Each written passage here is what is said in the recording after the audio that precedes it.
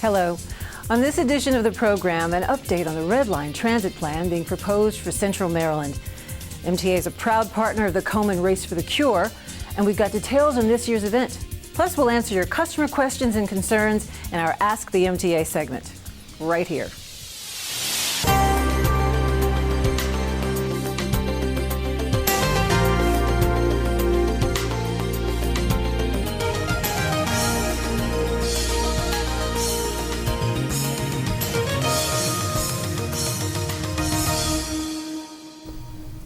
I'm Paulette Austrich. Welcome to Commuter Connections. Over the last few years, you've probably heard a lot about the Red Line Transit Project, which is slated for Central Maryland. It's a new light rail line that will run from the Security Boulevard area of our region eastward through downtown to Canton and to Bayview Hospital, its destination. It's a project that has the potential of bridging communities and businesses throughout the region and to create a number of jobs in the process. Red Line Outreach Coordinator Tamika Govan joins us now with an update on the progress of the Red Line. Hello, Tamika. Hi, how are you? Good, nice to see you. For people that don't know, what exactly is the Red Line?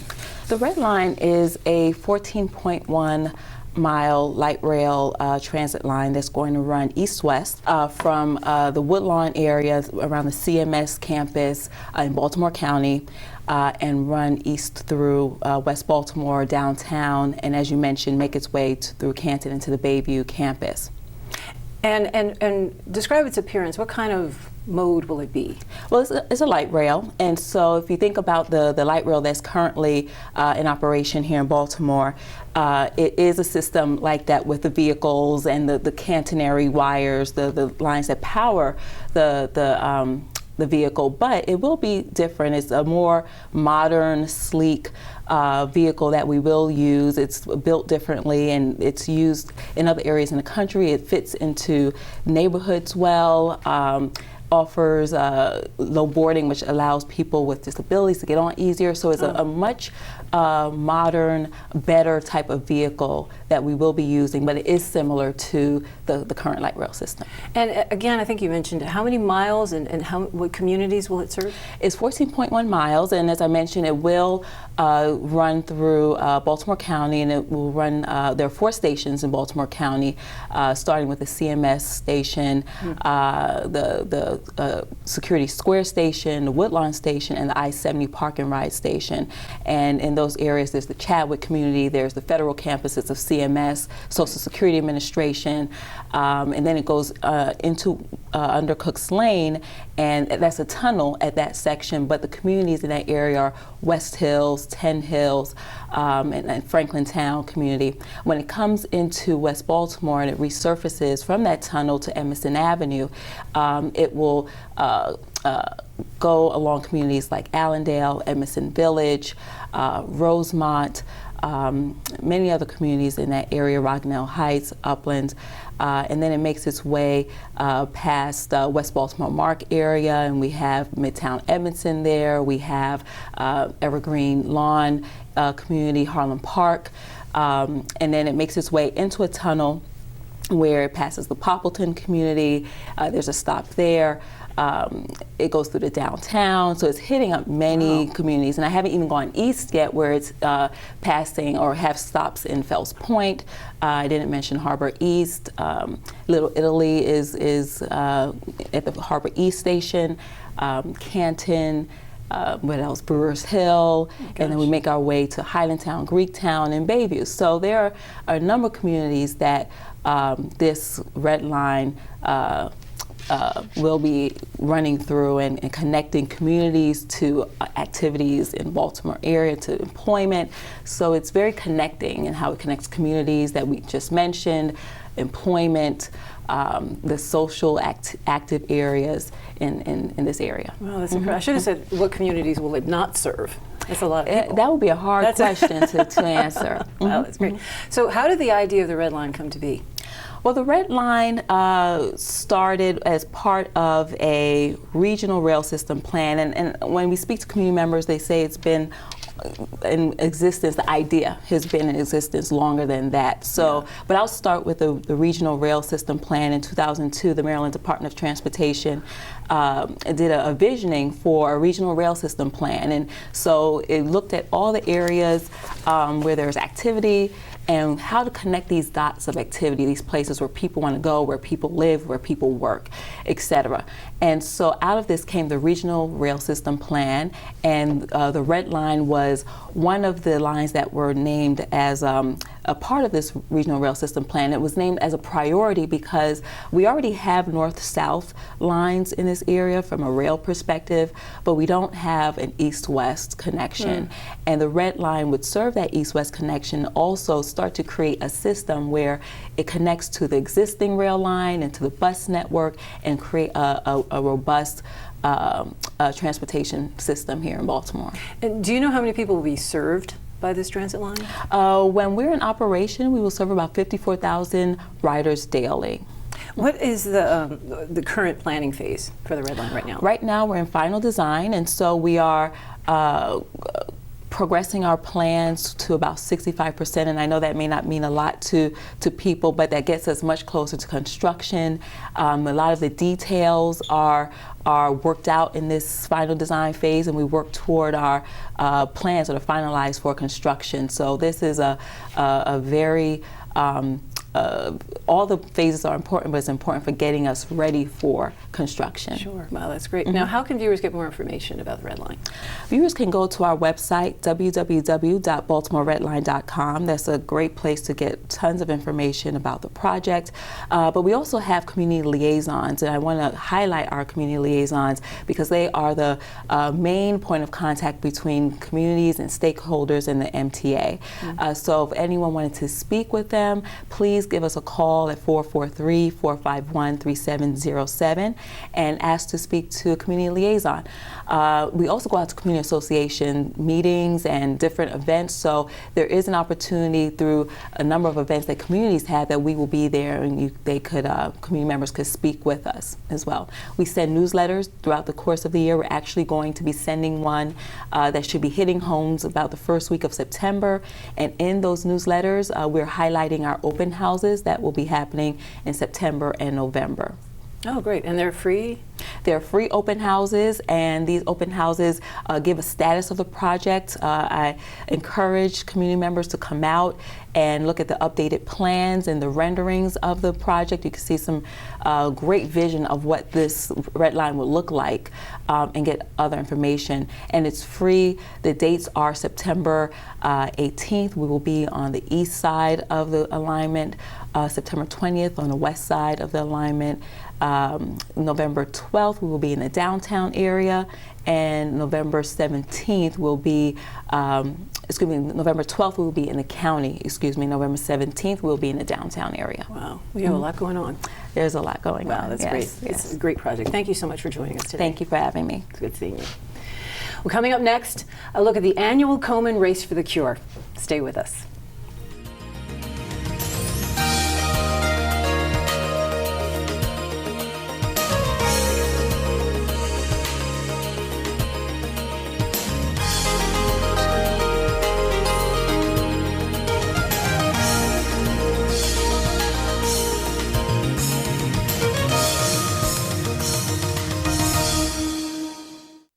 Thank you for calling your GED Pep Talk Center. All right, now, are you ready for your GED Pep Talk? Being nervous is okay. It just shows that you're serious about getting your diploma. A lot of things are scary. Heck, I'm scared of clowns. No quiero ir. Danny, no lo puedo hacer. DMC, life in your pep talk style. Just keeping it real, Debs, just keeping it real. Whatever motivation you need, we've got a pep talk for you. Get your GED pep talk and find free classes at yourged.org.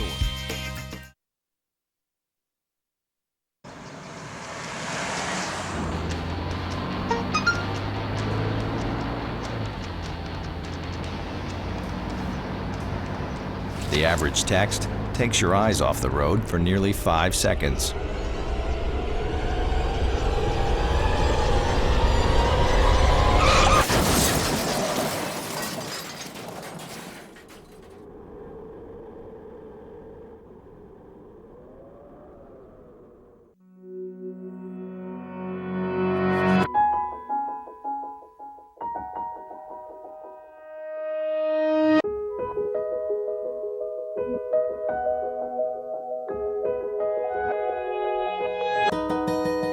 those dealing with the daily struggles of caring for a loved one, we hear you. That's why AARP created a community with experts and other caregivers to help us better care for ourselves and the ones we love.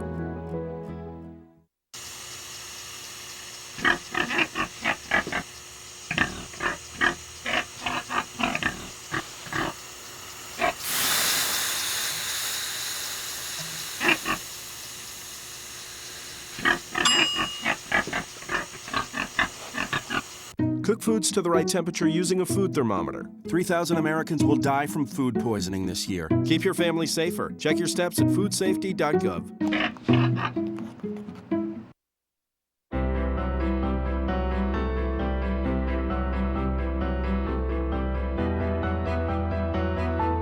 Body language can tell you all sorts of things. Like someone is having a stroke. Know the sudden signs. Learn fast. Face drooping, arm weakness, speech difficulty.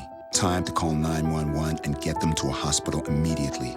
Learn the body language and spot a stroke fast. Hey, you going out like that? Yeah, why? Well, what would the neighbors think? I see you!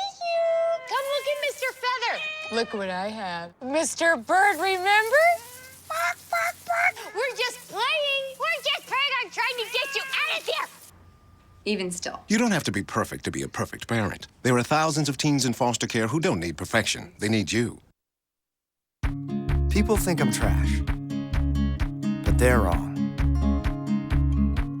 Today, I'm just an aluminum can, but one day, I could be a stadium.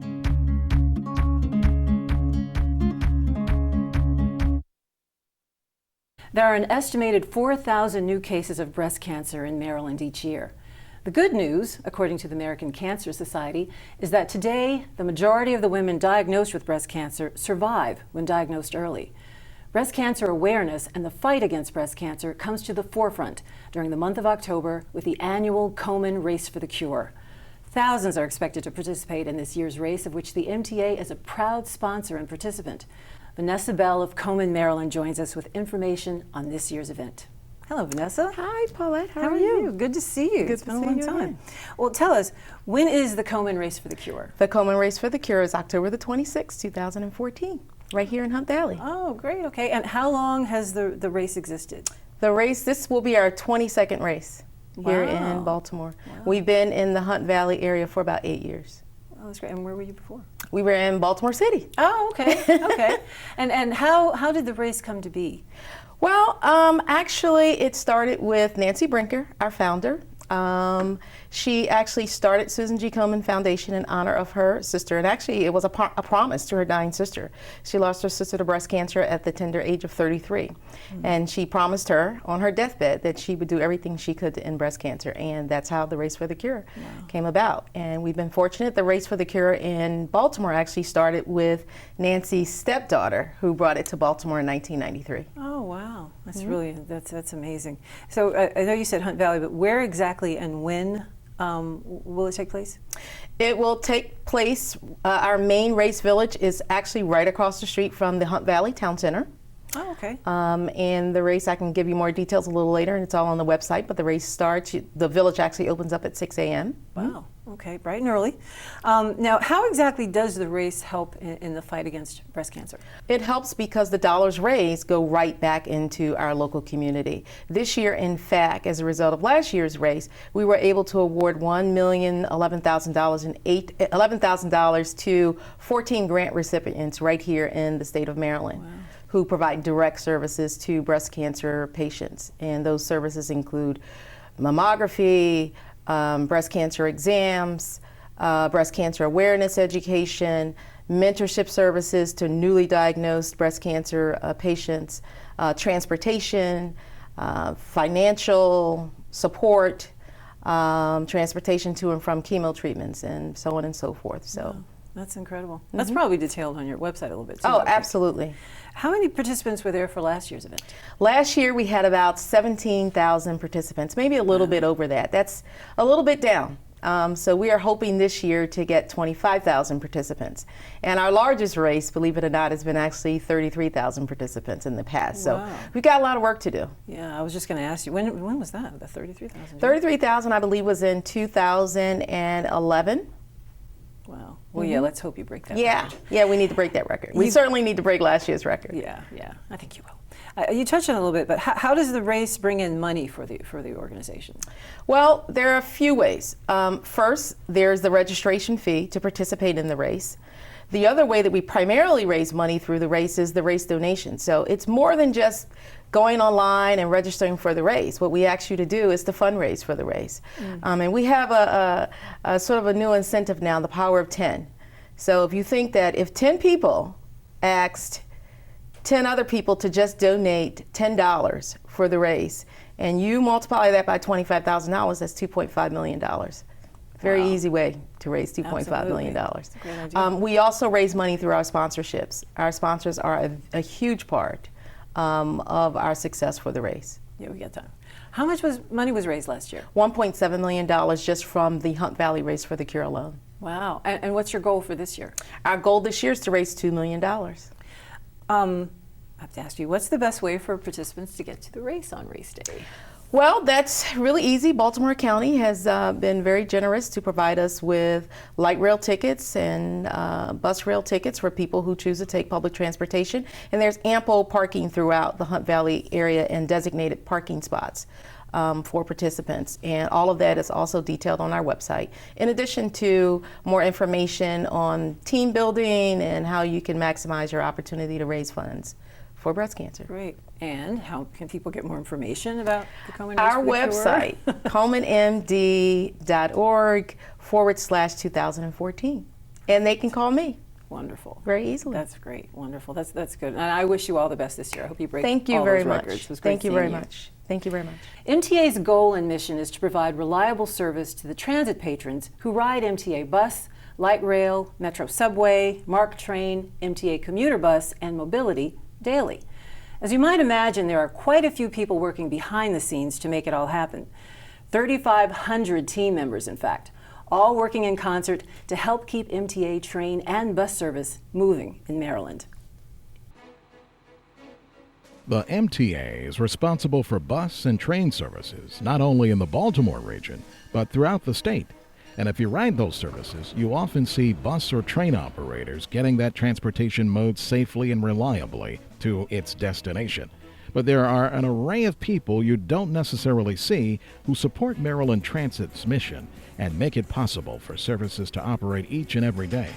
There are bus mechanics who repair and maintain a fleet of over 800 buses that transport commuters and transit patrons, train technicians and mechanics who work on trains, rail systems, and the electronic equipment that helps trains operate dependably for your travel.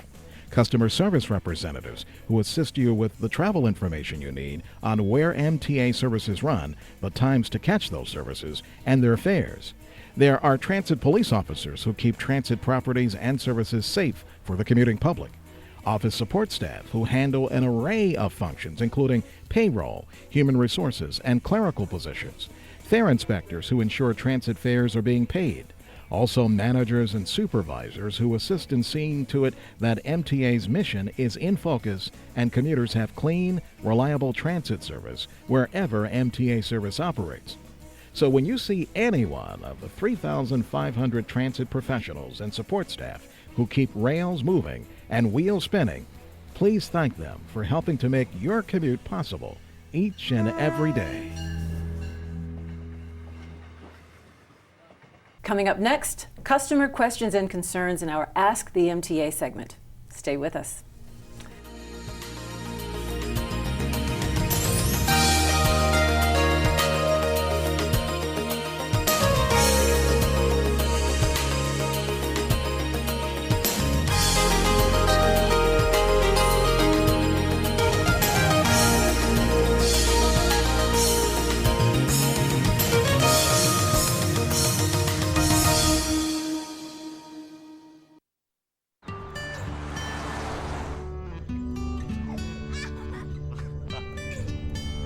They say that when you're facing extreme danger, your life flashes before you.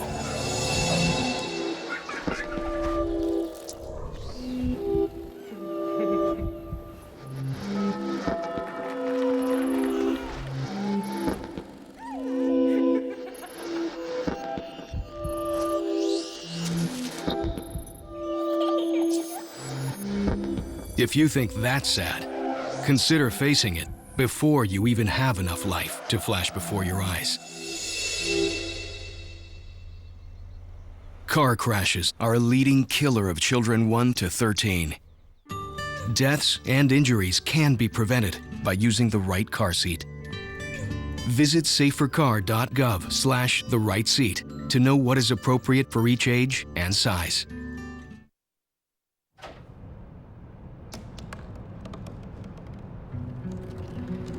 They said I couldn't dream.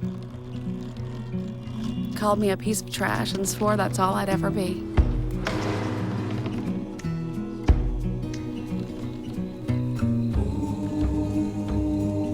Said a bottle couldn't see the ocean.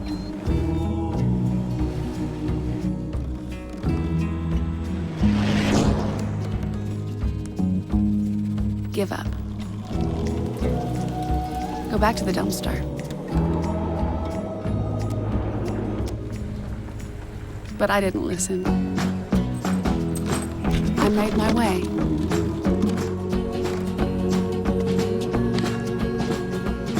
And now, I am what I've always wanted to be.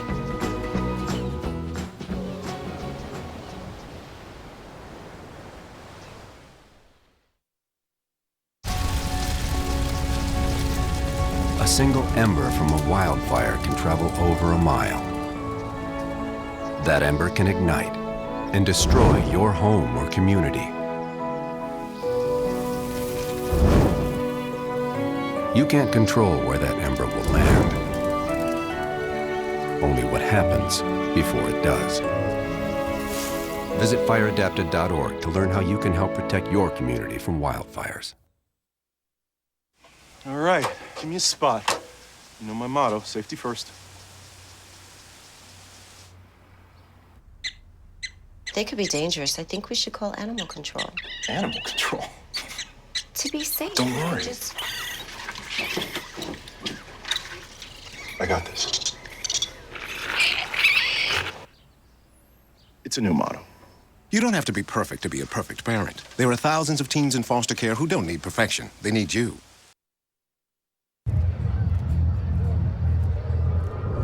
Looking for these?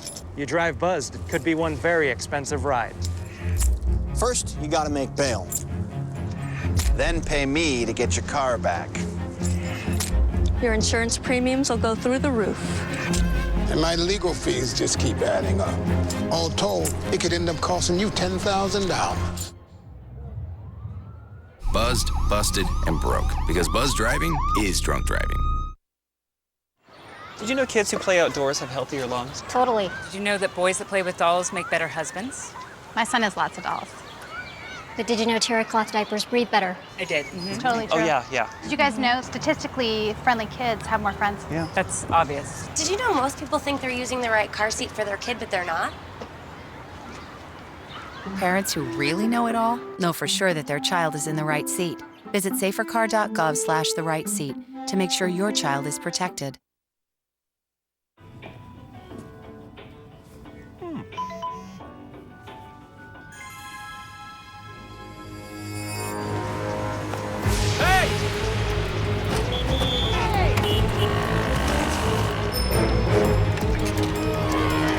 Turn here. There. Excuse me.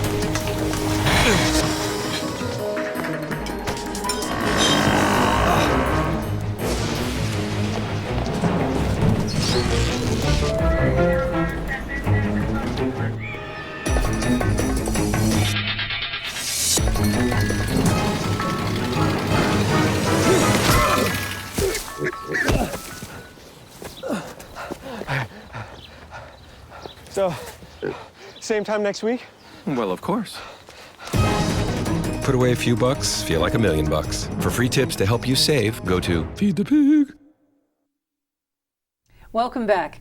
MTA Deputy Director of Engineering, Vern Hartsock, joins us to answer a few MTA customer questions and concerns. Hello, Vern. Hello, Paulette. How are you today? I'm good. How are you? What do you have for us today? Paulette, we have several interesting questions today. A few are from patrons who are interested in what transit services are available for their commute, as well as some other interesting questions. Now, our first question is, I heard you have a new app for MTA, so I would like to know how can I get that? the light rail currently offers real-time travel information via our website.